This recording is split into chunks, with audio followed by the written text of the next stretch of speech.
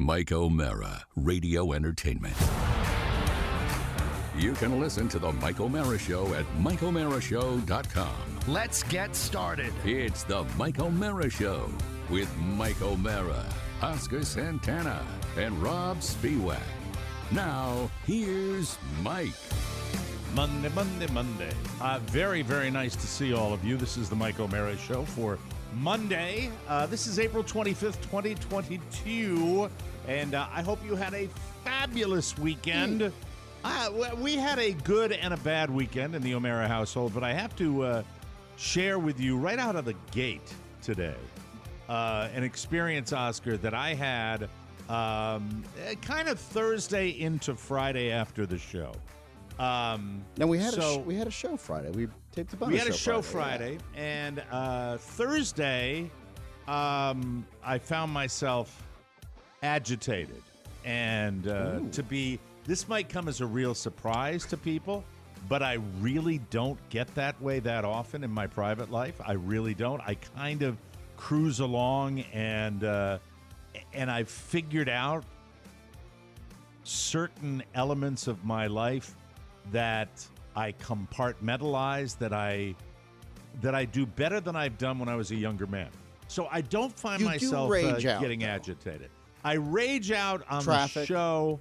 My son said to me the other day, "Dad, how come you yelled so much on the show?" Oh. I said, "Well, honey, it's funny. That's kind of why I'm doing it." His emotional IQ is just so strong. Oh, he's so sharp on that stuff. So Why do you yell at your friends, Dad? And you will, I didn't want to go into the whole thing. It's been a month or two. Been a tough month. But at the same time, so when I really kind of am in a funk, I don't, not that my life is perfect by any stretch of the imagination, but when I'm in a real funk and I don't know why, sometimes that's frustrating. And so I was not in a real deep funk, but I was just definitely not in a happy mood on Thursday. I'm not quite sure why. With all the things going on, you and I both have every right in the world to occasionally be in a bit of a funk. Yeah. With Rob and everything else. It's been very difficult. Not insurmountable by any stretch of the imagination. I don't like to cry, poor me. I don't, because it's not necessary. There are people that have it so much rougher, but occasionally everybody gets in a mood. So I'm in a weird mood, but I can't explain why, and I have no idea why. Flash forward, we have a great bonus show with Rob for the full hour on Friday, and it's Friday, which is always joyous anyway. And Carl and I are looking forward to Michael having an overnight for a birthday party on Saturday, so we're actually going to have a real date night. So I'm actually really looking forward to the weekend. You're still in love. We just don't do it very often. It's always the three of us, the three amigos, and we kind of prefer it that way. But, he can be a handful. And so we're looking forward to that. But it didn't – so I didn't understand why I was kind of just tense and agitated. And then right after the show, I have a little lunch. I fast usually up until that point. And I'm eating whatever diet food I have to eat. It's not diet food, but I think it's overnight oats or something like that. And I'm chilling. Mm-hmm. And as opposed to sometimes I'll pull off of CNN or the news and just scour around and look for a part of a movie. And there's a movie that I really, really enjoyed. As a matter of fact, it's Robin Wright's directorial debut, and I thought she hit it out of the park. A movie called Land, where she's gone through a tragedy and goes out into the middle of nowhere and lives on a mountaintop and befriends this other guy. So it's a long film, but I catch the tail end of it. And at the end of the movie, he's the only person that has contact with her. It's kind of a love story, but they don't get intimate. But he is the only person that she has contact with. And then he says he's going away for a while, and can you watch the dog? And you kind of think at the time he's giving her this dog to keep her company, which he probably is. Yeah. And flash forward, he's gone and gone and gone, and she ends up going into town, which is very rare. She's a recluse because of the tragedy she's gone through. And she finds out he's dying, and it's just a kind of a gut-wrenching story. They tell each other's real stories, why they are the way they are. And it's very sad. And I was moved by the end of this movie initially. Yes. I thought you were going into like this beautiful story, like Coda, which, by the way, you called before anyone else. I loved Coda. I watched that with my family last weekend, and I was can't take credit for that too. Somebody recommended that to me. This is just phenomenal. Really great movie, but really made you deserving feel movie. Happy to be alive. Oh, life affirming. That's the kind we need more movies like that. What you just described is the opposite. It's depressing and sad, but it is a human connection, and so. But I react to it. It just over the top emotional, and after that, after I get through that, I write my wife a text message. And yes, I don't believe in sharing the 13 years ago I met my best friend, but simply for the purpose of explanation. I will share the text that I wrote to my wife on Friday after I watched this movie. She had just missed her bus, right? Yeah, she was going to be late for school. Yeah. You talk about my wife? Before she graduated. No, this is the text I shared with her Friday. Excuse me. So I write her because it was just this connection, and I felt grateful that I had her in my life because this is the story of a woman who loses her husband and her child, and it's just so. And I realize how important that is. So I write to her. I said, "You are my light. There's not a day I don't thank the heavens above that you came into my life. I truly love you, and from the bottom of my heart, I believe the best is yet to come for our beautiful family." That's what I wrote right from my heart. And I'm like, why am I so emotional? No, why am I beautiful. sharing this with Shannon would Carla? kill for me to write something like that. I meant to. Oscar, you've been with me a long time. You've known me a long time. No, it's super sweet. I didn't always have it. I didn't always have it in my life. On Thursday night, I turned around and I was hugging the dog, and I said, "You're my everything." And Shannon thought I was talking to her. She said, "Oh, that's so sweet. You've never said anything like that to me." And I didn't want to tell her I was talking to the dog. Let me give you some advice. Yes. All right? Because I know you love your wife. I do. But Santos is my everything. But I will. There will be moments that you're in a really good space. Mm-hmm. And I do this, and I've done this for a long time. When I'm in a good space, a good headspace for the 5 seconds that I'm in it, I usually like to share with other people and talk with other people. I didn't get why I was so emotional. And so I text this. Carla calls me very shortly after I send her this text message. Yeah.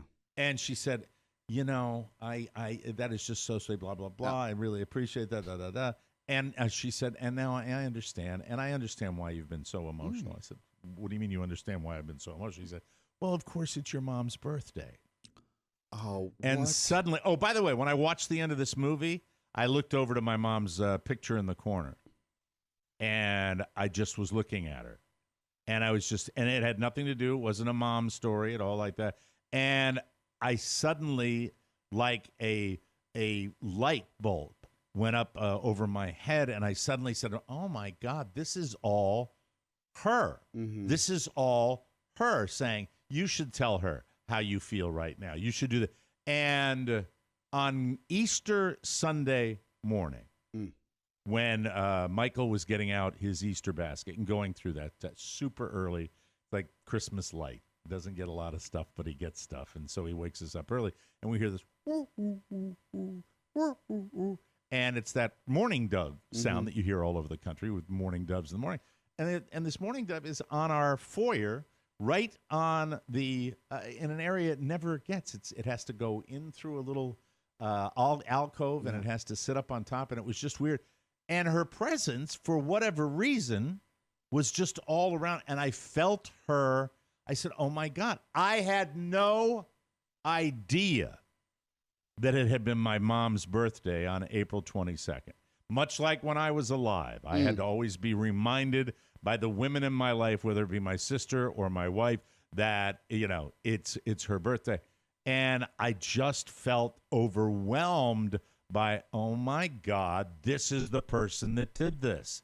This is the person who loves the fact that Carla was the catalyst for me going to a trainer, getting into a nutritionist's office. I mean, really taking the bull by the balls and trying to improve life, and she loved that. My mom's big thing, to the point where it used to drive me nuts, right up until her 90s, would be, oh, how's the weight? Yeah. How's the weight loss? It was her thing. So she would have been super happy about Carla doing this, and I felt like kind of that she was working through me. I never get that way. I don't go to seances. I don't go into that spiritual realm, but I felt it. And for anybody else that has have lost people and you feel their presence, I am here to tell you that between The Morning Dove, the movie called The Land, which had nothing to do with anything, and the text to my wife, and then a call to my sister on my mom's birthday anniversary, that was it. That's all I wanted to share. It was just weird. It's beautiful. It was weird. I was dying to come in and tell you about it because my mom's presence was very uplifting to a lot of people. Yeah. To me, it was different. It was like sometimes she would drive me nuts. And she, early on, and I get it, in my life, my mom was always more connected to my sister and my sister's family because of the geographics of the situation, and probably, with all due respect, due to the stability of the situation. Because for most of my adult life, my world was not as stable as chaos. And I get chaos it, corner. You know?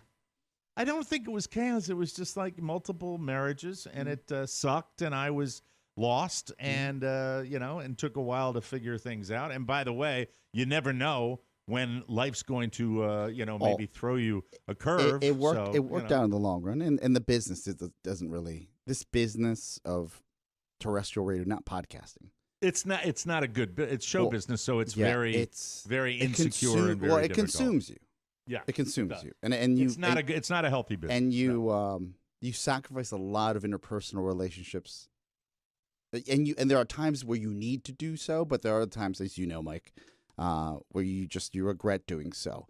Let me share one of the greatest stories you've shared with me, outside of the wonderful times your mother would always like pick up a phone or answer and be sweet and funny and just genuine, right. Is when she and you both in two different occasions have shared, and it's the same story, because sometimes stories like they diverge through the lens of the person that's telling it.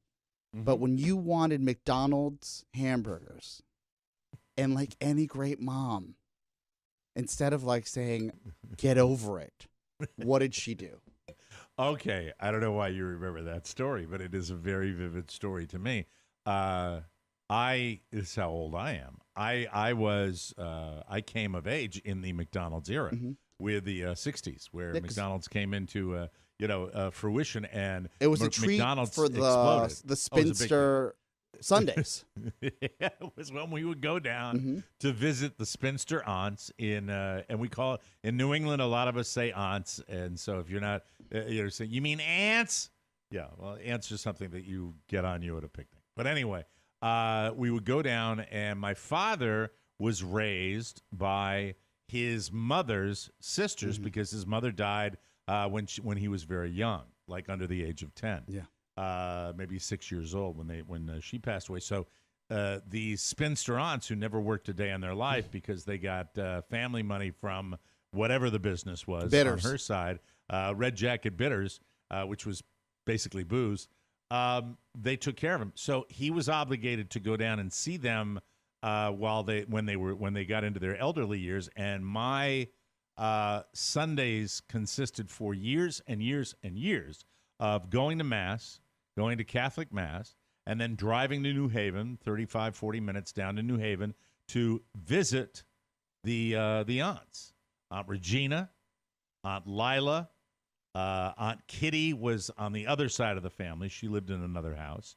But Aunt Anna there were three sisters, yes. Anna, Lila, Regina. Which one was? I never knew Anna because she died when I was much younger. Pretty good. Pretty good. And Aunt Regina had some sort of medical issue where it was either a fall or where she was just kind of infirmed as well. But that was Sunday. It's not a happy place. Going down to a dark house, and it would be where we would convene because all of the siblings, my father's brother and my father's sister, would all, that's where we would go. That you came to them.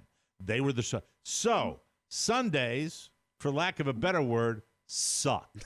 There was no joy of going, because I knew I had to go up and go to church, put on the Sunday best, go to church, and then come back, get in a car. And I remember the days that we wouldn't have to go, whether something would be going on, or it would be, God, like a Grange Fair weekend where we got both days off. Oh my God, that was special, and it was a big deal. But the only joy that I used to have was we would end up going to lunch before we would go visit the aunts. It was either before or after. It was not an inordinate amount of time spent there, if I remember correctly. My father didn't linger there because there's nothing to say. No, you got to go kiss the ring. Aunts, kiss the ring. But then we'd go to lunch afterwards. And so there was a place in New Haven back in the day, a restaurant, and that's when they didn't have fast food. It was called George and Harry's, and I could get, I think, a hamburger or something, and it was dark wood, again, big booths, clunky booths. And then during this period of time, McDonald's came into existence, and they built a McDonald's restaurant in Middletown, Connecticut, which was halfway between my spinster aunts and our home.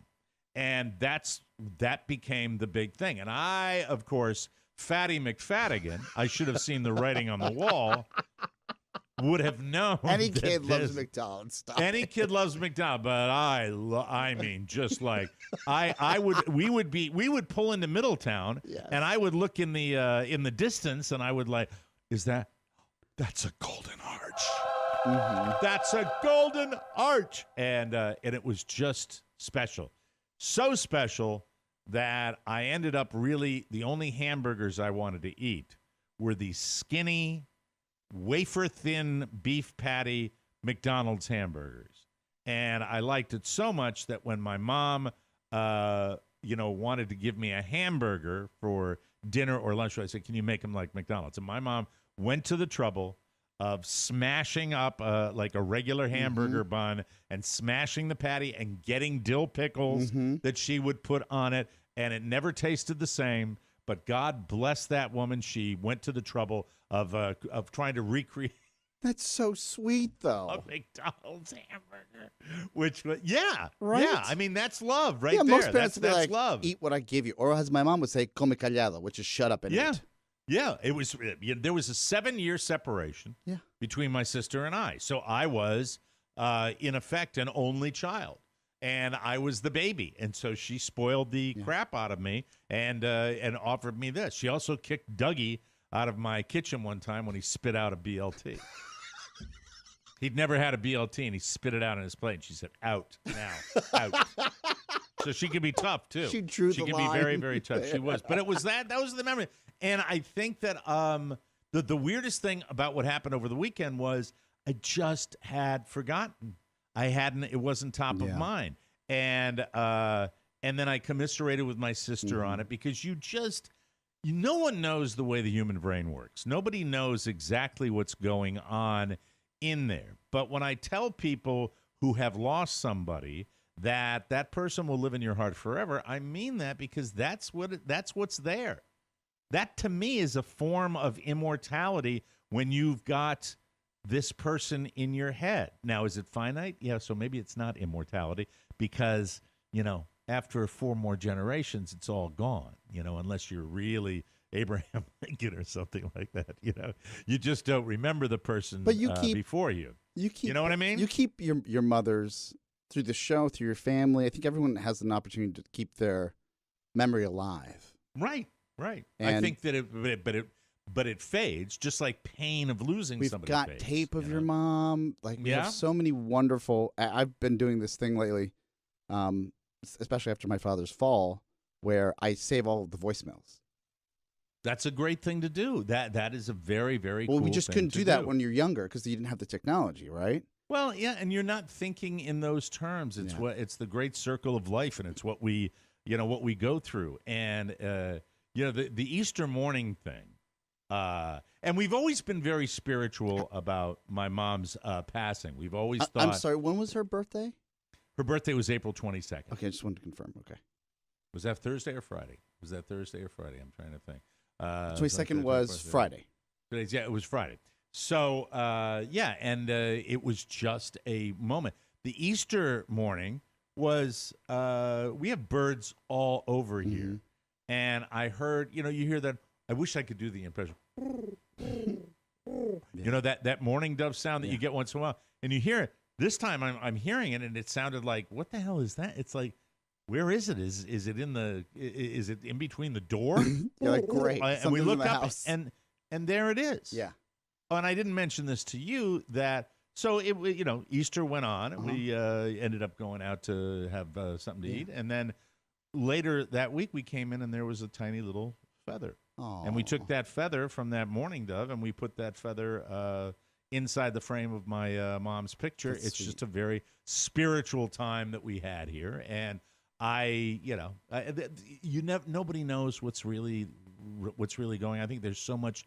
The universe is so vast, and we think about that. I don't put the kibosh on anything as far as the idea of spirituality or any of that.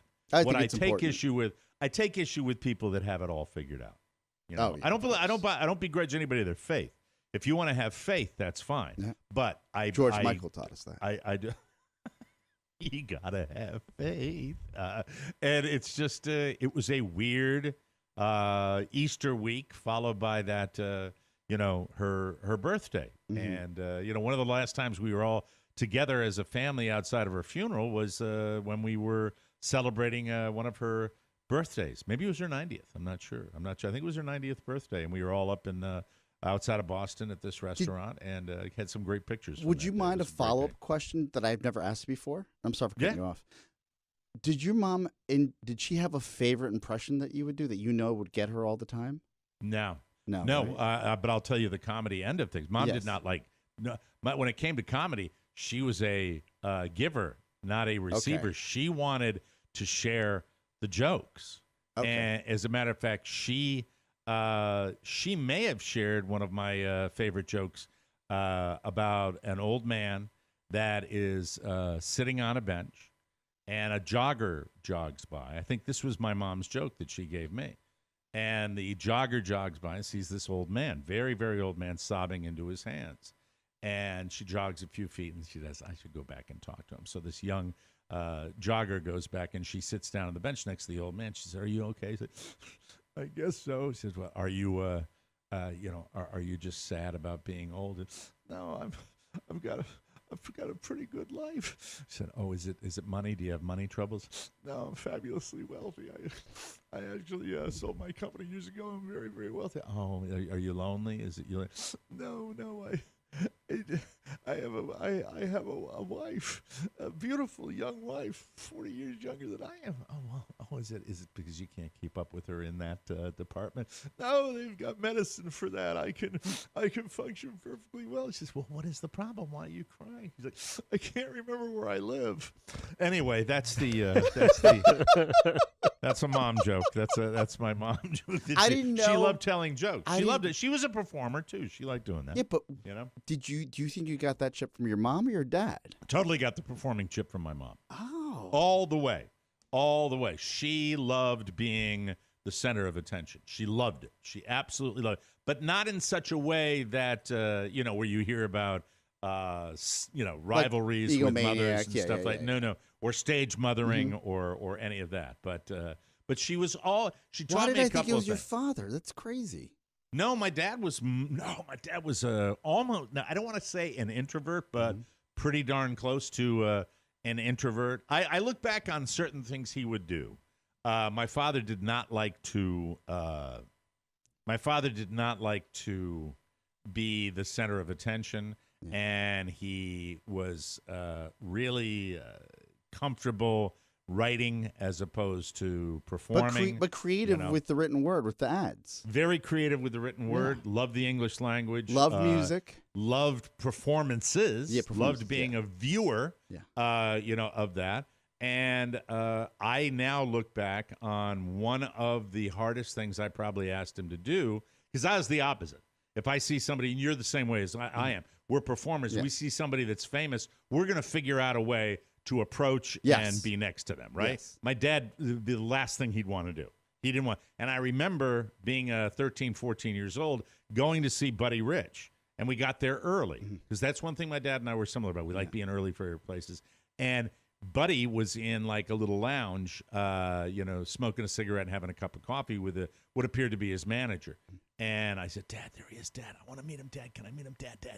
Because big celebrity, my idol. Yeah. I want to be there. And my father walked up, and my father, years and years and years and years and years ago, had been in charge of the company picnic at Aetna Life and Casualty up in Hartford, Connecticut. Now, let me tell you, back in the day, these big corporations would have like the summer picnic, but it wasn't a picnic. It was a massive show where they'd hire everybody. Mike, and one of my tias worked at Geico, and Geico would have a fair on their grounds.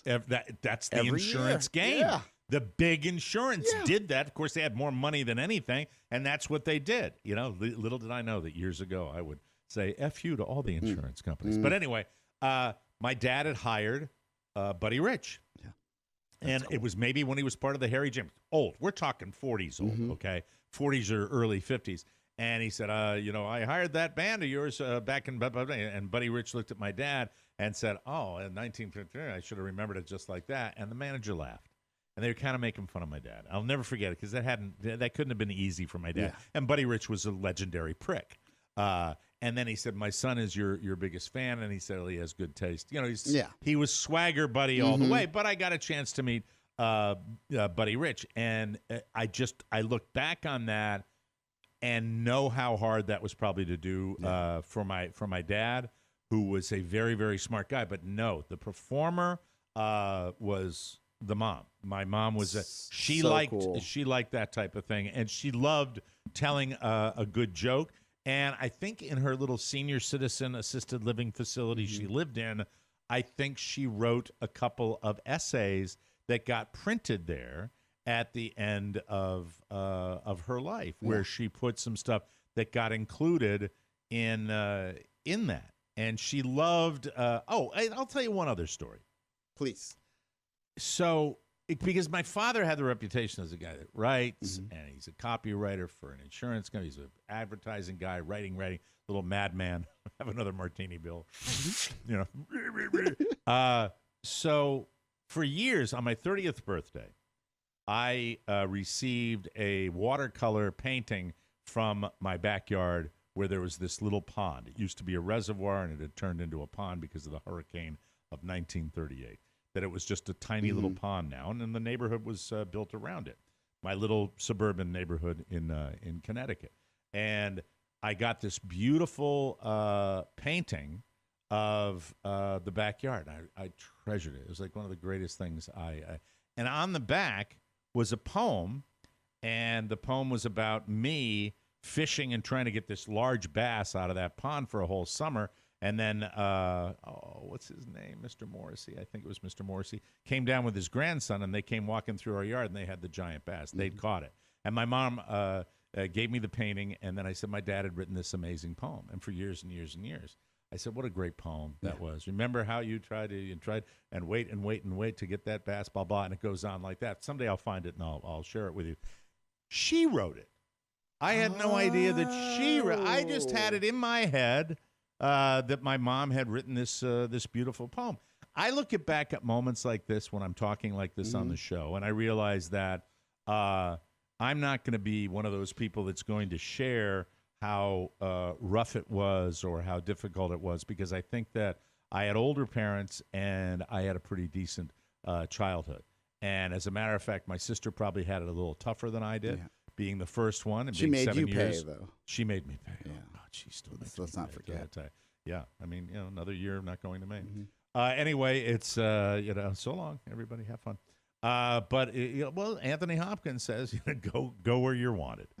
That's just kind of the way it works. But no, good memories and a happy memory of my mom and everything else about her life. And she was just cherished by my sister's family up there. And I got to see enough of her. And at the very, very end, towards the end of her life, she was happy and she was had great faith. Mm-hmm. When you talk about faith, she had it. It worked for her. My God, did it work for her. But that presence around her birthday was, I think, almost like her from somewhere else saying, oh, did you forget it again? Remember, it is my birthday. It is my birthday. And Carla, when I sent the sweet text out to Carla, that was the first thing. Oh, you're probably emotional because it's your mom's birthday. Because, of course, Carla remembers it long after she's dead. Carla remembered that. And she, oddly enough, go figure, 21-year age difference.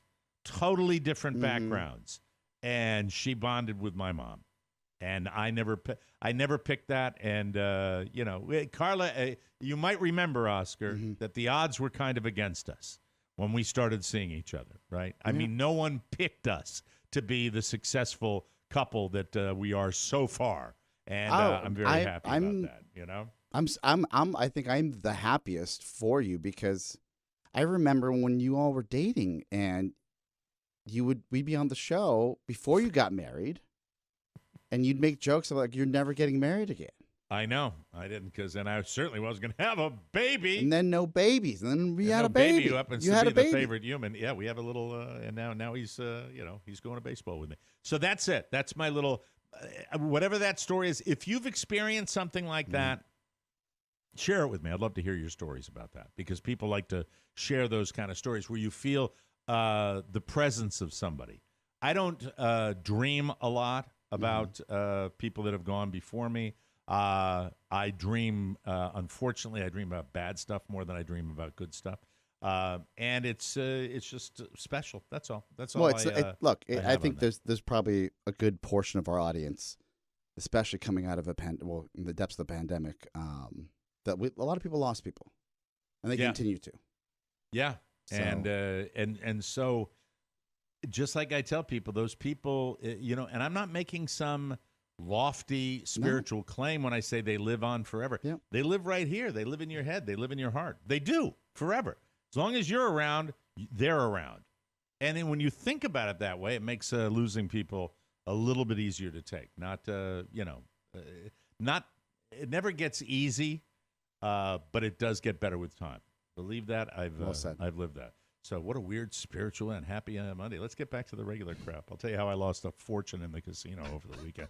We have to take a break and, not a fortune, believe me, but everything I brought, all $45. We'll take a break, and we'll come back with more fun. The homepage for you and yours, ladies and gentlemen. Weird Monday show, weird energy. You're listening to the Mike O'Mara Show.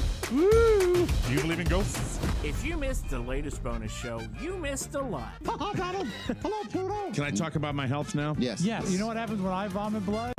I come to work. The llama would wake me up in the mornings by licking my forehead. I said, you should know how to make this drink. This is the worst pandemic of my life. The TMOS bonus show is your only chance to get that 5th hour of comedy power, and it's sent to your device every Friday. Try a week, a month, or a whole year. Your support keeps that comedy train chugging. Get your subscription today. Click the bonus show banner now at MikeO'MaraShow.com.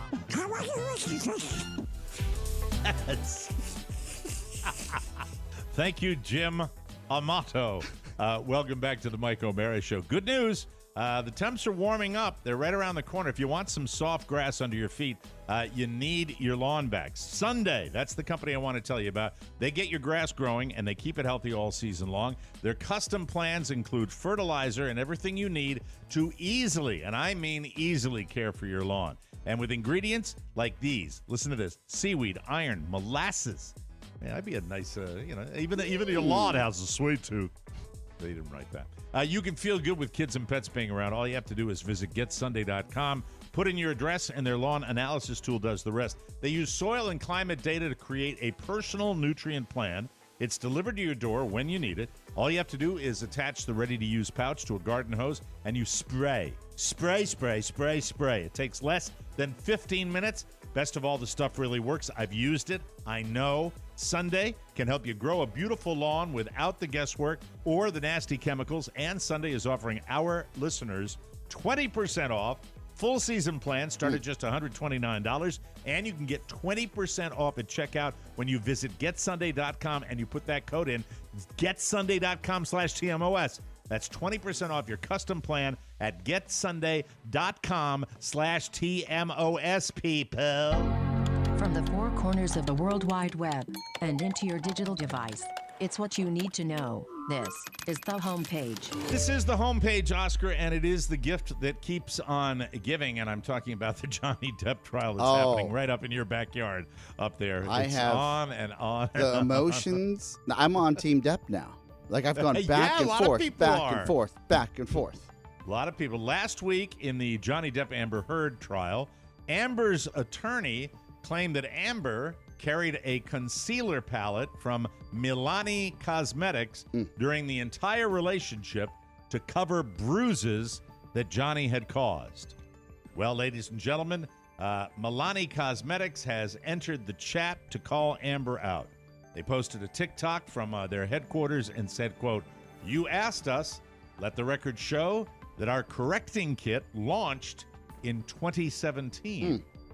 Johnny and Amber's relationship ended in 2016. Yeah, but couldn't it have been another cosmetic concealer? That's what I'm thinking. But these are the facts now. Yeah, this is true. There's no way Amber was carrying around this drugstore makeup palette unless she's done some kind of time travel. That was the gist of it. We'll have more. We'll have more on Johnny. There's a line. Oh, I'm sorry. I don't want to get it. If you have more. Go ahead. No, there's more coming up in Soundtown. There's a line about a throat that is so erotic that he said in court within a text frame, like they're reading his texts. See, I didn't get that. Oh, let me tell you. And it's, by the way, like it's for both dudes and ladies. Like something with the sexy Sensual. time that he was talking about? Really? Yeah. Fascinating. Yeah. They're both weird. Let's be honest. Oh, yeah. I mean, the post-nuptial conversations are just nuts. Oh, God. It's just so Hollywood. Weird. We know a little now more about Bill Murray's supposedly bad behavior that halted production. I saw this. On the upcoming I don't know what movie happened, though. This is news to me. Being mortal. Well, here's a source, and who knows when you get that. One source says, quote, "He was very hands-on, touchy, not in any personal areas, but put an arm around a woman, touched her hair, pulled her ponytail, but always in a comedic way. It is a fine line, and everybody loves Bill, but while his conduct is not illegal, some women felt uncomfortable that he crossed the line."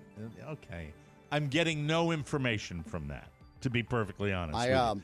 I was in a business meeting. This is years ago, as we were starting this venture here, Mike, together.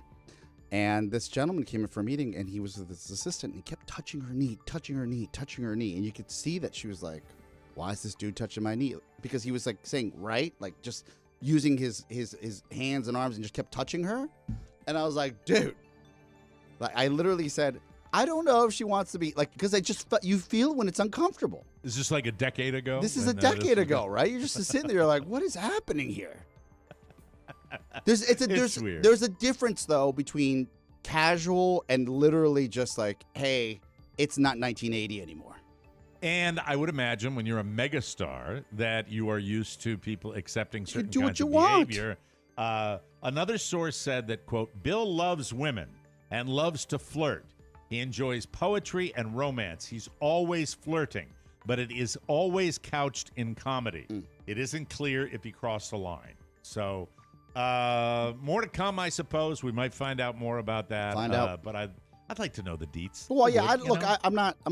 I don't want to declare that this is just like an overstep. It's just there are clear and present lines today for the better. Right. I ask you now what you would do in this particular circumstance. If a place undercharges you, are you the type of person who says something? What about if it's an obvious and huge mistake? Earlier this month, this has never happened to me, never even close. I've thought the opposite, but not this. Earlier this month, a gas station in Tennessee had its pumps programmed wrong with a misplaced decimal. Instead of $4.49 per gallon, it was only charging .449, like 44 cents a gallon. A customer filled up his tank with 12.5 gallons and was only charged a total of $5.64. The customer, Henry DeHart, says he went inside because he's a stand-up guy, and he alerted the owner. And he says the guy was on the verge of tears. Because the price had been set like that for 5 hours, and this was the first guy that told him. Henry insisted on paying the full amount and said it's a shame that it took so long for someone to notify the guy because gas station owners make a slim profit on gas sales, usually only about 10 to 15 cents a gallon. It's Big Oil that makes the money, people. Big Oil makes that money. Unclear how much the guy lost. For what it's worth, Henry was buying premium gas. What would you do in a similar circumstance? As a former and recovering radio promotions street teamer, I would have just said, "Oh, there must be a radio station comping this," and then filled up but and you wouldn't rolled have away. believed it. It would have been an excuse for you to steal. Yeah, it. I would have found my moral compass and said, "Do you remember when you were doing 99-cent gas with 99.1 WHFS? This must be something going on. I don't have time to go in and find out. I'm going to go ahead and fill up." I have to be honest with you. I would have projected my hatred for Big Oil onto the lowly gas station itself, the racetrack. And I would have probably walked away saying, "Hey, I jammed it to the big guy," as Don Rickles would say.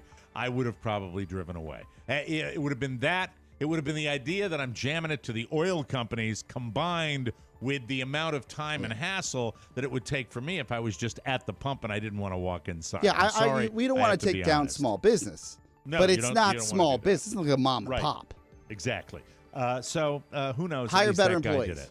Hire better employees. Or was it the truck guy? Who sets the price? Is it the truck guy that adjusted it's that the or people what? there. Okay. Well, anyway, moving right along, ladies and gentlemen, a new study identified 69 different traits that we find off-putting when someone flirts with us. Here we go. Then 700 people rank them according to how bad they think they are. Here are the 10 worst things you can do when you're trying to flirt with someone in no particular order. Having the slimy approach. So things like sleazy pickup lines or just coming across like a scumbag. At number 2, simply bad hygiene. If you stink, you probably, or you've got food in your teeth and you haven't taken care of yourself, that might be it. Number 3, a lack of exclusive interest. I get this. Like you're hitting on them and their friends, or you're looking around the room as you're trying to do that. Number 4, different views. That has to be taken into account in this land of division. Yeah, so don't open with anything controversial like politics. They say that's off-putting. People won't like that. Swearing too much. Now, when I'd have, in my single time, when I've had some cocktails, I probably would be guilty of throwing a little. It worked out for you, though. Tough guy. Yeah, I guess so. A lack of intelligence. So if you say something dumb, your chances plummet. Yeah. You know, I could have went to the store. Thank you. Number 7, being too narcissistic or self-absorbed. So if you go over to somebody and you're trying to talk about you, and more you, that'll be turning off. What about the confidence? But confidence it's insecurity when you're narcissistic. When you're walking over talking all about yourself. Bingo. You know, I get that from not people that are these people aren't trying to hit on me, just people talking in random sentences. There's a guy at the baseball game we have a conversation with. And he's just talking and talking and talking, and it was like everything from military to working for a major financial name that I won't mention because I don't want to trace back to me. Yeah. And it's just on and on. And I got in the car with Carl. I said, "Oh my God, did that ever stop?" And it's somebody that's just talking about me. This is what I did. This is what I did. This is what I did. And it got it didn't stop for the entire game. It didn't stop. And I got in the car and I'm like, "Jeez, there you go." The old graybeards, the lion that sits under the tree in the shade, sometimes he just nods, shakes his head ruefully. Anyway, lack of intelligence, a lack of being too narcissistic, a lack of humor and self-esteem. It's not clear why they combine those two. But, humor works. Hi, everybody. Excessive intimacy. Let me get the buzzer for that one. Very bad. That's the second one. Pouring it on too thick or getting handsy. No. Not in my house. No. And here we go. And here it is. This is the last one. Not being attractive enough. Oh, that's rough. That includes how you dress and present yourself, not just natural good looks. Good. If you're a schlub and you come in looking like a schlub, it's probably not going to work out for you. So there's that. Write it down. Keep it handy. And now a little something. Here's how to ruin your family's trip to Disney World. Yes. I'm glad this is coming up for me now. A 33-year-old guy.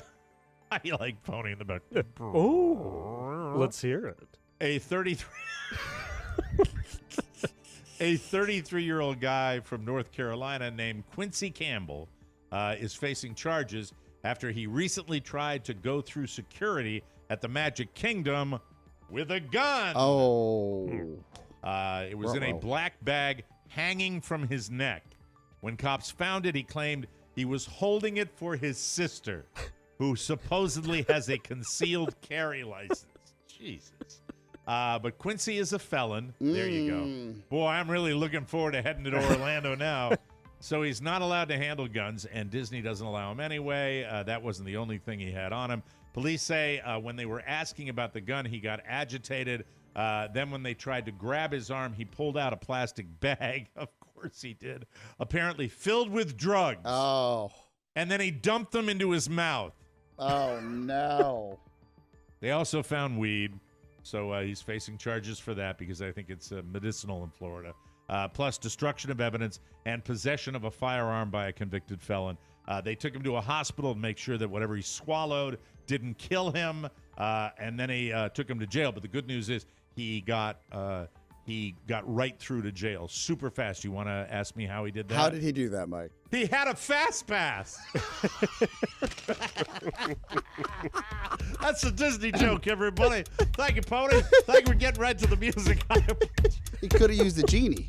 The Genie Plus. Get rid of those But drugs. everybody, hey, no more people telling me that's a ripoff, okay? It just gets me depressed. We'll take a break, and we'll come back with Oscar and his weekend with Pony right after this. Oh, it's your boy, Paulie. Technology has come a long way for the Mike O'Mara Show. You can listen to it on iTunes and Spotify. Watch the boys on YouTube. Hang out with them on Facebook and Instagram. And now they're also on Alexa. Let's check it out.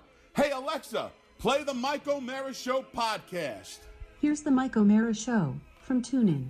Number 2208. Full course meal. 1 hour 22 minutes. Today on the Mike O'Mara Show. Oh my God, that's friggin' unbelievable. Friggin' unbelievable. Back to you, Mike.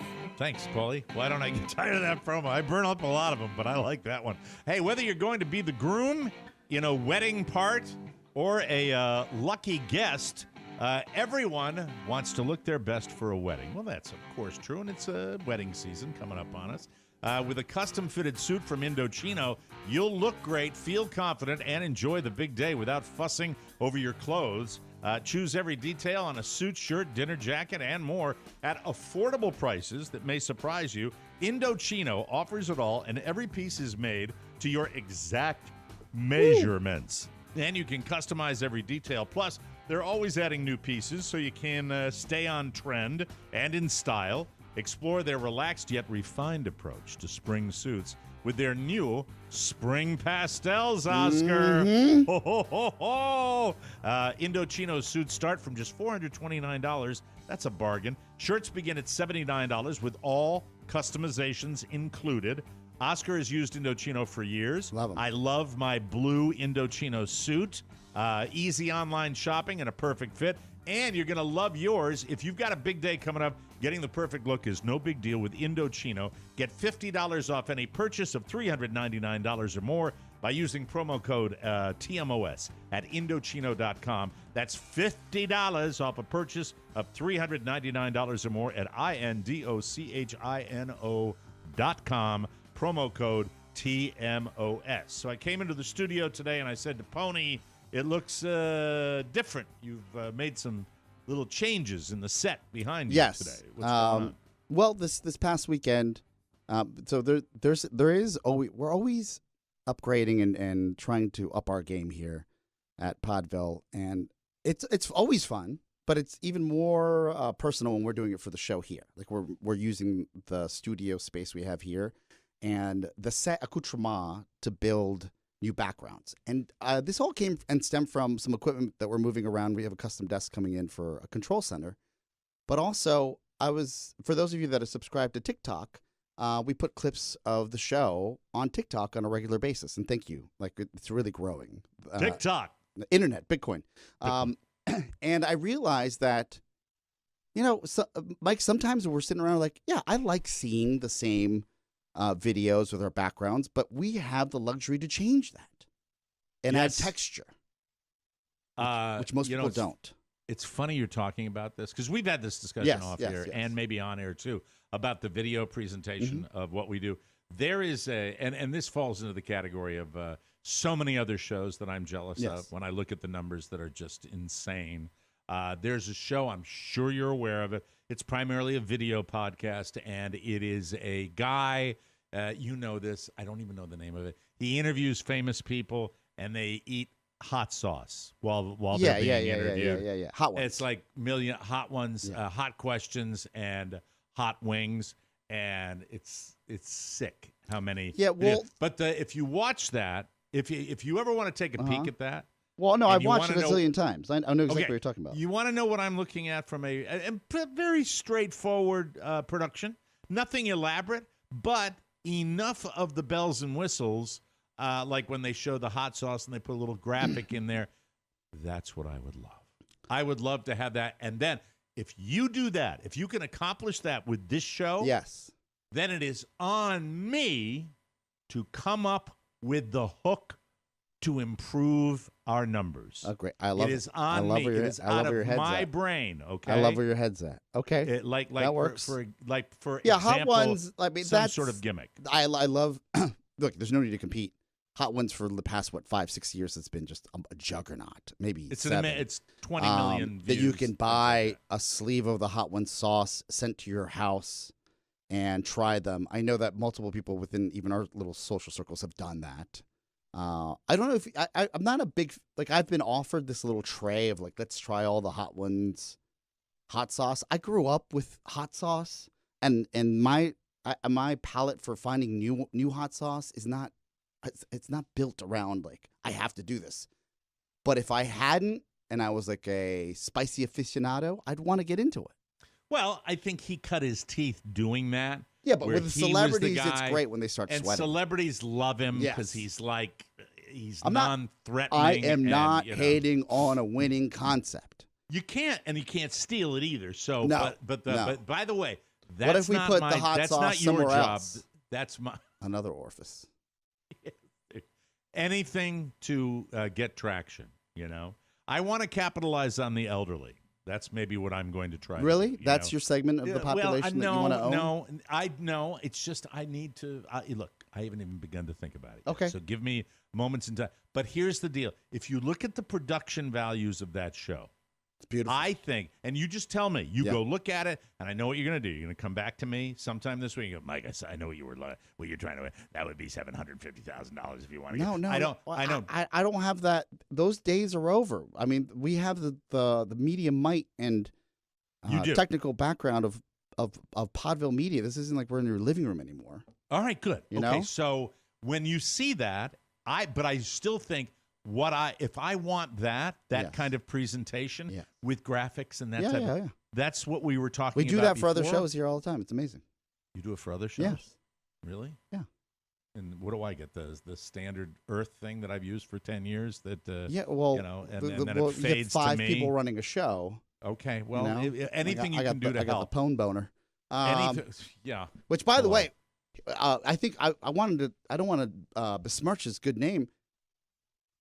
Matt Bloom spent the entire weekend with us. Didn't complain. Was great. My wife was here. We changed the entire set around. We relit the set. We moved a ton of equipment around, tested with Rob Spiewak in Leesburg, made sure everybody could hear us. Like almost everything's perfect. Working on something was off on the stream this morning, but can't get happy. But I got to tell you that Matt, it's funny because I know we murder him on the show, and deservedly so, considering I think he uploaded the wrong show a couple weeks ago. But there are days when I sit here and I'm like, man. Like we are. Shut up. No, I don't say that. Man, I'm so lucky to have this Goonie in my world. Yes. Like he's our Goonie. Like we're the Goonies. And I love him. And and he was just so patient and sweet. And by the way, Pony and I do not have a tremendous amount of conversation together outside of this. We don't have that much of a but it doesn't matter. If I really had a problem, would you agree, Oscar? If I had a real problem with Pony Boy, a real problem, yes, things would have come to a head a long time ago. Oh, absolutely. I don't. I like Pony. I like the relationship with Glenda. I like the fact that he is he's not the greatest, but he's not the greatest. Yeah, but we're all not the greatest, right? We're all not the greatest. We're all misfits. Brothers and misfits and Goonies. And exactly. When Matt and my wife were like, they were bitter at each other because Shannon was like, "Where are the labels on these cables?" And Matt literally says, as we're sitting here, because labels and organization mean everything, right, Mike? He says, that's too many labels. And like, it's just too overwhelming. And I usually, the old me would have gone, like, blown my stack, been like, this is the right way to do. I just sat there. I'm like, this man is so self-aware. And he understands that as soon as that happened, my wife is like, maybe for you, but for everybody else, we need labels. And you hear them because we're family and they're just like bickering at each other. And I just sat there and I said, we're both here on a Saturday and Sunday in a world of like, don't ever make me come in on Saturdays and Sundays. And we're doing something we love. And even on the weekends when, things aren't perfect, I think it's a good moment to highlight. And this isn't, I guess it's a weird Monday show, that we're so lucky to have this. It's so lucky to have the team members here, including It's okay to have Lovey Monday. It's okay to have Lovey Monday. And the listeners we have, it's just, I feel lucky. That's one. Well, you know what? That's a great place to end that. That's wonderful. Yeah, I think so too. Pony, no, that's good. Pony, you're fired. Goodbye. What happened to the stream? What happened to the live stream? We'll balance things out with a story of a casino visit.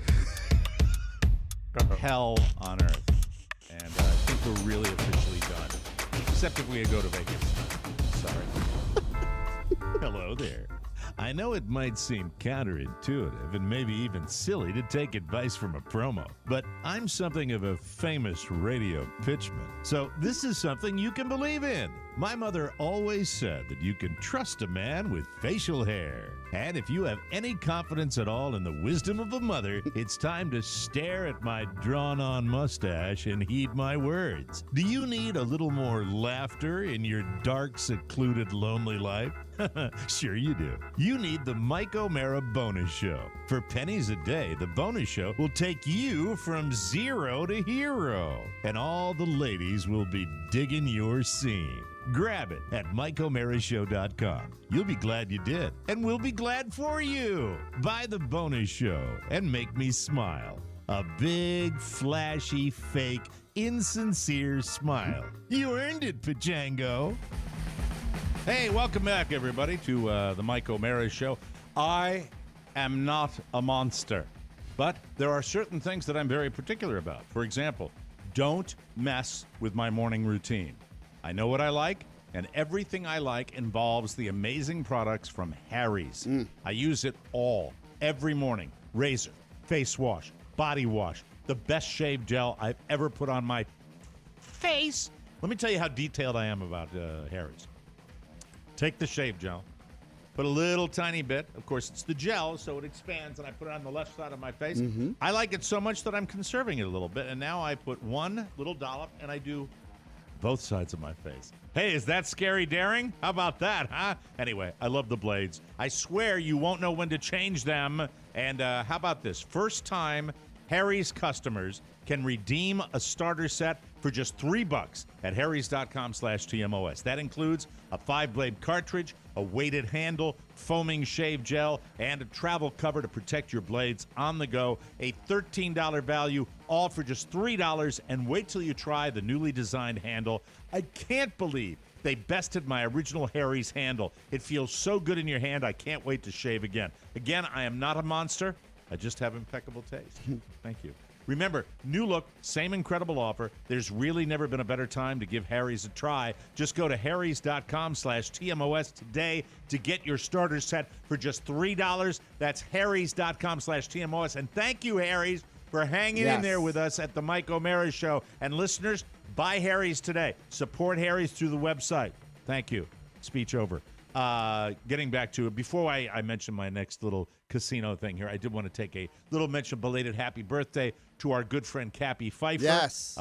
There was a time in a land long ago, far away, where Cappy Pfeiffer stood up for this show in more ways than you can ever imagine. I will not bore you with the details, but just suffice to say, Cappy Pfeiffer, just a tremendous person and a tremendous supporter of this show. Now, somewhere along the way, it's probably my fault, she drifted away from us. And I don't know what I did or said, or whether she's just moved on to some other needy person that she could help. But Cappy Pfeiffer, we love you. We always have loved you. I hope that our paths will cross again. And really, thank you again. One of our original members in the Listener Hall of Fame. And Cappy did a lot for us on this show when we needed it the most. Way back at the inception of this podcast, she was there for us. So many, many happy birthday wishes to you, Cappy. One day late, I sent her a little happy, which is my way of doing it. It's weird. I don't know why I write that, but it's like, why can't I just say the birthday part, I mean, you don't give a happy to everybody, so I think that's... I don't give a happy when I'm going to the bad place, and they've got this dank, nasty, gross, underserviced crap local casino that we had a date night, and as opposed to going out to a nice dinner somewhere where we probably would have had a normal evening or going to catch a movie at the cinema, no, what do? We go to Shitville. We go to the scummy little local casino hangout, and it was not pleasant and not fun and just gross. How do you... It feels like this is a lesson that's learned on a regular basis. I've done this forever, right? Yeah. But I felt like you weaned yourself off for some time. I try. Was it? Did you wean, or was it the pandemic that weaned you for a while? I don't know. It didn't. No. The pandemic. You couldn't go. We stayed away when we couldn't go. Yes. When we could go, we went back. Yes. With masks. Yeah. Now you don't need masks. Yes. Probably should have still worn them. Didn't. Guilty. Is there an invitation that comes that entices you? I'm wondering, how does this happen? It's 45 minutes away. Oh, that's a long drive. It's a drive, and we know that it's not going to be pleasant. We know that it's going to be like an hour and a half before we leave because we lost again, and it's just a drag. And by the way, there's a movie that is on right now that I watched over the weekend about this vegan lady named Sarma, who owned a vegan raw food restaurant in New York, and she gets grifted by this guy, but she's really not grifted, and it's all about his gambling. Okay. And she keeps he gets her to send him over $1,600,000, and it's all because of gambling, and that's at the end you find out there. I just gave you a spoiler. Is it slots? What? You go to the slots still? What's the... Oh, slots. Okay. Yeah, it's probably slots. Bad Vegan. That's what it's called. It's called Bad Vegan, and it's from the director, I think, of Tiger King. I think that's... it follows one of New York's strangest scandals involving millions of dollars, immortal dogs, and a story of love turned criminal. I'm curious. Do you see that movie and then you're like, let's go to the casino? No. We had planned on it, but maybe it's in the back of my mind because there's not a lot of casino. I'll watch a movie with casinos in it and get jogged to go because I like the flashing lights and the bells and the whistles. I enjoy that quite a bit. But it's just we're driving back, and here's what's changed. We are neither excited heading to the place, nor are we all that devastated leaving the place. It now has evolved into a place of we know what we did was wrong. Mm-hmm. We know what we did was bad. We know that we shouldn't do it. We know that was money I could spend on baseball equipment for my son. Mm. It is just not a good place. And there goes the travel team, Michael. And driving away on this particular evening, although we have certainly left and said we should never go back. We should never do that. This particular time, hey, Carla. I like how this is a bit of a confession right now.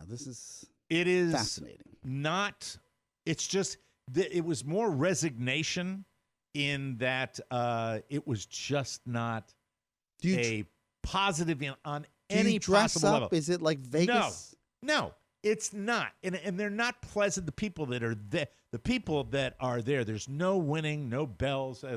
We came to the decision, right, that we're not going to. Ask me about facials. Nice tee shot right there, Carl. Dermglow. Dermglowskin.com. Dermglowskin.com. Thank you. Sorry. I thought you were working today. My 10:30 canceled, but I do have to go back for 1:30. Okay. All right. Very good. I was saying that when we said we're never going back this time, it was a little different, right? It was. Yeah, I'm still depressed from it, okay? Yeah, we're both depressed. It was just a drag. It was horrible. Were you close to winning? Too much drinking and eating and yeah, we ate badly afterwards. Got home and ate badly. It was just horrible. We were both up 3 pounds when we got on the scale this morning. Yeah, so I'm like depressed today. In Carla's case, that is a ton of weight. In my case, it's like Monday. Anyway, all right. So we're go earn it back. Go earn it back. I am. Thank you. It was fun gambling your tip money, though. That's terrible. I'm sorry. I'm just kidding. What? That's awful. Yeah. Well, no. Awful. I mean, we don't gamble a lot. It's just depressing. Yeah. Here's what's depressing about it. You don't win, A. B, no, there are no real services. Yeah, but were you close? No, it was over before it started. We came home a lot earlier than we thought we would have to come home. And it was just a drag because we don't stay, for 9 hours there. We leave when it's over. But you ended up eating a meal. It was, what? Oh, Oscar, what date are you coming here? The second weekend in... Second weekend in May. Is that like May 14th? Yes. Like 13th? Yes. Yeah. Okay, so Shannon I'll book the can flights come with today. Me. What? I'll book the flights today.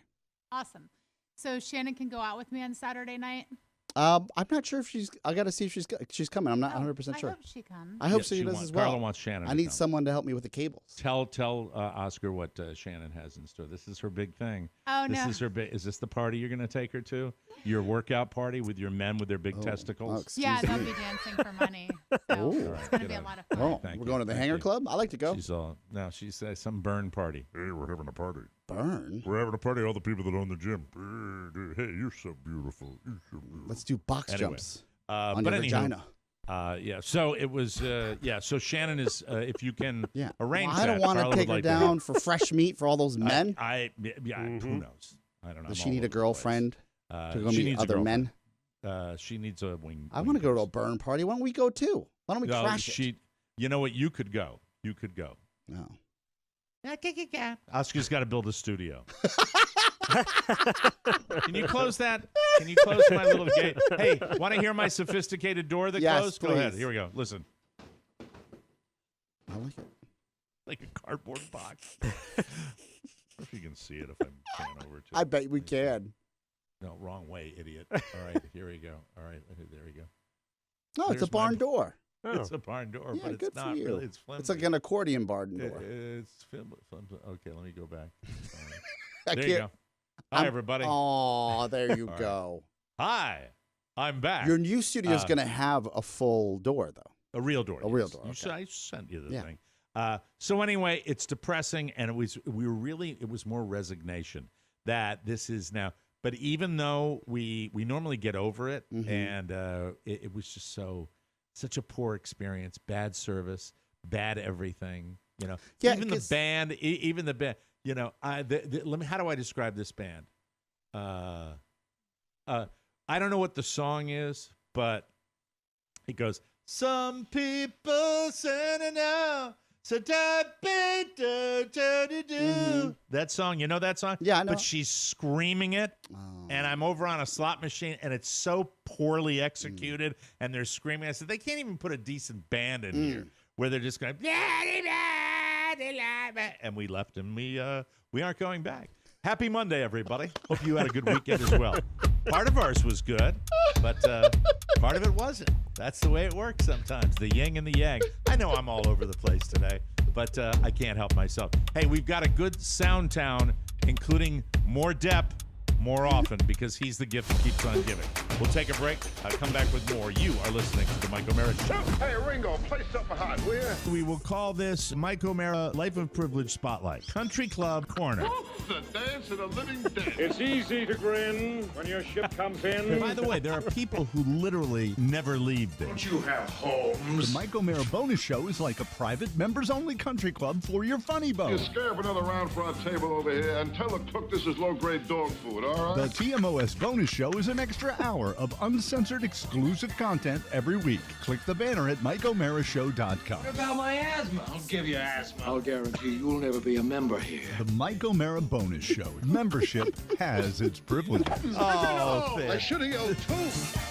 That's fantastic. Hey, there's nothing like gathering around a warm fire on a cool evening, and a smokeless fire pit from Solo Stove makes your outdoor moments even more memorable. Spend some time with the family and friends and build lasting memories around a Solo Stove fire pit. It's the best. Instead of having to constantly dodge campfire fumes, you can sit back, relax, and actually enjoy the fire. And right now, you can get a great deal on a Solo Stove fire pit. They are brilliantly engineered, made with premium grade 304 stainless steel and a 360-degree airflow system that maximizes efficiency while minimizing smoke.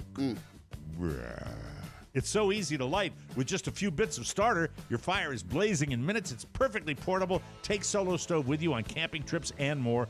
We all have them. We all love them. Solo Stove is simply the best. Simply the best. Shop now and get up to 30% off fire pits all month long, and use promo code TMOS at checkout to get an extra $20 off, plus a lifetime warranty and free 30-day returns. Just go to solostove.com. And remember, you get $20 off when you use promo code TMOS. That's what a sound. Did you hear that? Make some noise. Soundtown. This is Soundtown, and Johnny Depp again over the weekend, or perhaps it was from Friday, taking the stand in the Amber Heard Johnny Depp defamation lawsuit trial. And this is a mix with Johnny, I think under cross-examination, referencing his penchant for substances. This is all mixed together, and I kind of enjoyed it. I hope you do, too. You were drinking pretty heavily. Were you there? Let's pull up Exhibit 500, please. Yes, I'd like to see who I lied to. You can't say that you carried cocaine in that box? No, but it looks like it would fit some cocaine. I once gave Marilyn Manson a pill so that he would stop talking so much. You poured yourself a mega pint of red wine, correct? A mega pint? Yeah. Sometimes drink whiskey in the mornings too, right? Isn't happy hour anytime? The movie star how do you charm. not flip over to Johnny a little bit? The you know movie what I mean? star charm is starting to shine. Yeah. Isn't it happy hour anytime? Yeah. Who knows? Terrible. This is why. Look, you want to not go through this, ladies and gentlemen? You take the high road.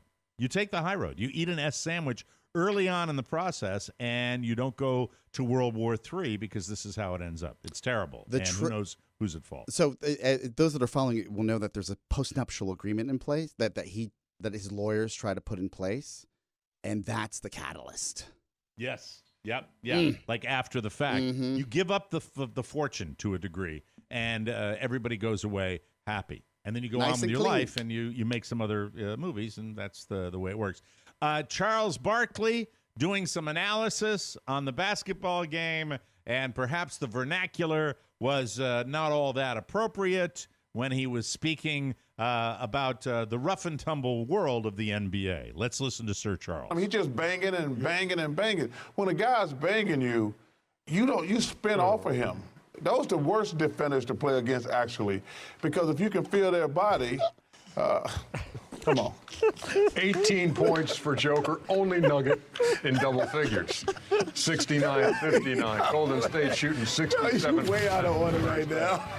When a guy's banging you, when a guy's banging you, when a guy's... We're all kids. We're all little kids when it comes to that. What I love on a sports telecast, there's one, the late Jerry Remy, God rest his soul, who they were covering, I think it was with Don Orsillo. They're covering the game, and they do a crowd shot, and you see this group of 4 young people, and the guy reaches over and grabs a boob.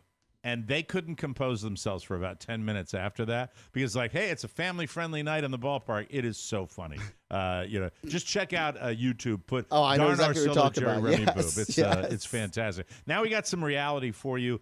This is what it sounds like during the middle of a sheriff's deputy rescuing a baby from a burning building, and he did it successfully. The baby was fine. This is pretty intense, and people do this every day, putting their lives on the line. This is the audio of the baby rescue. Hand me your baby. Hand me your baby. Oh, we're coming. Hand me your baby. No way. No. Let's step over there. Yes. Grab this baby. I got it. They got the baby. Wow. The baby survived. That's it in the middle of it, happening right there.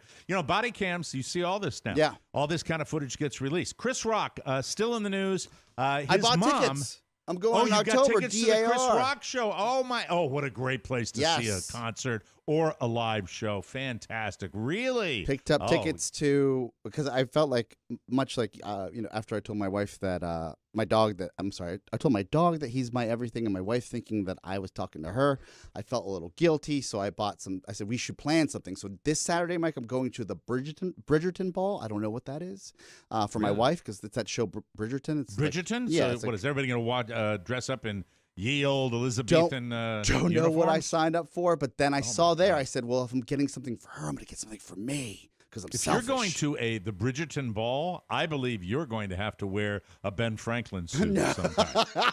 I don't know enough about it. Might want to check it out. So that's a Saturday, but in October, I saw there were some tickets left for Chris Rock. Awesome. Not cheap, but worth it. Oh, that's good. DAR, if you come to Washington, D.C., it's called DAR Constitution Hall. It's really a spectacular place. I graduated from there. From American University. Really magnificent place to go. Okay, so this is Chris Rock's mom, also an accomplished woman, very articulate and very good on the fly for somebody who's not in the spotlight all the time. And I don't know what she does exactly, but I think she teaches, so she's no stranger to making commentary. This is her take on the slap. He is doing well. Like he said, he's still processing it because that's not something you expect. But when Will slapped Chris, he slapped all of us. But he really slapped me. Because when you hurt my child, you hurt me. What in the world were you thinking? So many things could have happened from that. Chris could have stepped back and fallen. You really could have gotten taken out in handcuffs. And by the way, my apologies for the articulate comment. If you send me an email saying I sound like a 90-year-old person and so well-spoken, that's not what I meant. I meant a non-public figure who is in the public eye. That's what I was referencing to. Okay? Fine, yes. Thank you.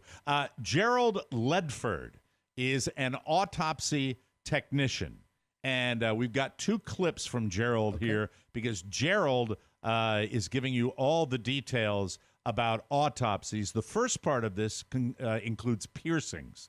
And I guess somebody in his lecture series was asking about what piercings, when they die, they can keep. And I'm playing this simply because it's so incredibly gross. What do you get to keep when you're on the table? Listen to this. Nasty. You worried I'm going to take your piercings out and you don't get to take them with you? The only one that I take out is your tongue ring.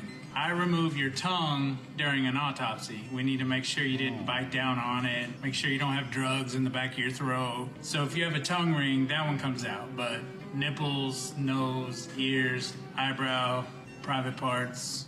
Well, Mr. Vargas, what about if I swallow my gum right before the autopsy? I didn't know they take your tongue. I didn't know they take the tongue clean out. I guess they chop it out. It's so nasty. Yeah, it's gross. It's really gross. What about? I got a question. What about gum? What about gum, Gerald, Mr. Autopsy Dude? Do I find the gum that you swallowed inside your stomach? I've never seen any. It doesn't stay in your stomach. I think it probably goes on through. 'Cause when I collect your stomach contents, sometimes there's a piece of gum in there, but I think it was just swallowed. It's not old gum. All right, I'm ready to thank you, It's like Autopsy Dude. Big League Chew. Big League Chew, all purple, wadded up. All right, so Yankee fans, I'm going to piss you all off right now. This has always been my impression of Yankee fans. Yankee fans are not good losers. They're not even close to being good losers. I've always believed this, and this is more evidence from this Red Sox fan that when the Yankees win, their fans can be obnoxious. Do I find the gum that you... No, not that, the other one. Honestly, he didn't throw anything back at him, but they continued to throw stuff at him. And he's like, yeah, big guy, you want to talk tough from up there and throw stuff. Unbelievable. Well, what a way to end a day and a ball game. Well, the good news is there's enough video to find out who the clowns were that were throwing stuff. Hopefully, they're never allowed back here to watch a game again. Hit an umpire with something? Come on, people. I think those were the Cleveland Guardian announcers. Hey, come on, people. I saw the footage. That whole section was throwing stuff. Beers. Nasty. It was terrible. This is what with all due respect to WVU, I remember that scene reminded me of the scene when Virginia Tech took WVU down with Michael Vick, and everybody started throwing batteries onto the field. Horrible. Horrible behavior. We leave you today with, what's that sound under my house? Oh, I've got it. It's bears hibernating. See if you have a relative that maybe snores the same way these bears do. These are legitimate bears hibernating and under somebody's house. That's where they chose to hang out.